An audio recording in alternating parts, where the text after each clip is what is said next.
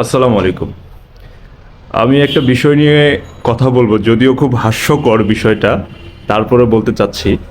বিষয়টা হচ্ছে যে ইন্ডিয়ার কোনো এক টিভি চ্যানেলে আমি দেখতে পাচ্ছিলাম যে আমাদের বাংলাদেশ নিয়ে ক্যাপশন দিয়ে একটা ভিডিও ওনারা পোস্ট করছে, যেটা বাংলাদেশ আফগানিস্তানের মতো হয়ে যাচ্ছে, ফতুয়া জারি করে মৌলবীরা নারীদের পর্দা বিধান করতেছে, মানে এরকম কিছু কথা আর কি ওনারা লিখে পোস্ট করছে। দেন এটা আমাদের যে উন্মুক্ত মনা মানুষগুলো, আমরা যারা খুব উন্মুক্ত মনা, ওনারা খুব হাইলাইট করে এটা প্রচার করছে। বাংলাদেশেরই কিছু নাগরিক তথা অনেক যারা বলবো আর কি একটু ধর্মের দিক থেকে একটু দূরে, হ্যাঁ, মূলত এনারাই আর কি এটা খুব হাইলাইট করতেছে।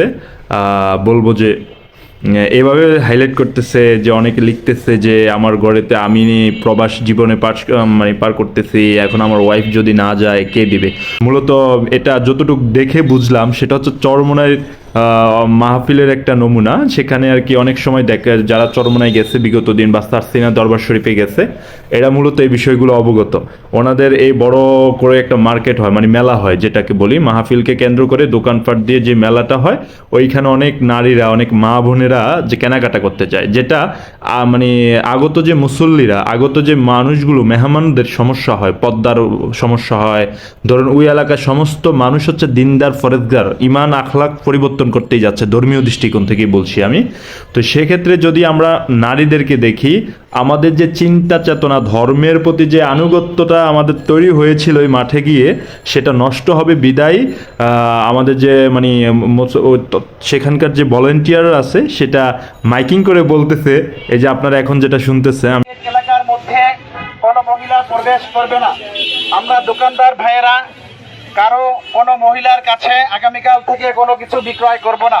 মানে বলতেছে যে এখানে যাতে নারীরা না ঢুকে, আজকে থেকে দোকানপাটে যাতে নারীরা না ঢুকে, কালকে থেকে দোকানের সামনে পর্দা টাঙিয়ে দেওয়া। এটা হচ্ছে মাহফিলকে কেন্দ্র করে যে মেলা হয়েছে সেটাকে ভলেন্টিয়াররা নিয়ন্ত্রণ করতেছে, যাতে এখানে নারীরা না ঢুকে, যাতে যারা আগত মুসলমান, আগত মুসল্লিরা যাতে ইমান বা আমল থেকে যাতে মানে বিচ্ছিন্ন না হয়, সহজ করে বলি। আর এটাইকেই মানে এই বিষয়টাকে না জেনে, না শুনে, না বুঝে আমাদের কিছু বলবো যে আমাদের কিছু ভাই বা বোনেরা খুব, বা মা বোনেরা অনেকে খুব চিন্তিত, হায় হায় দেশ জানি আফগানিস্তান হয়ে গেছে কিনা, বা দেশে কি হচ্ছে, হ্যাঁ, অপপ্রচার চালাচ্ছে। আমি বলবো এটা অপপ্রচার চালাচ্ছে যে বাংলাদেশ আলেমদের দ্বারা মানুষ, নারীরা নির্যাতিত হবে। যদিও আমি পাশ্চাত্য কালচারের দৃষ্টিতে বলতেছি আপনাদের সাথে কথা, বাট ইসলামে যেটা শক্ত মজবুত পর্দা, হয়তো আমি করি না, এটা আমার ব্যর্থতা। এর মানে এই না পর্দা আমার জন্য হালকা হয়ে গেছে। হ্যাঁ, পর্দা ফরজ, আমি করতে পারিনি, সেটা আমার ব্যর্থতা।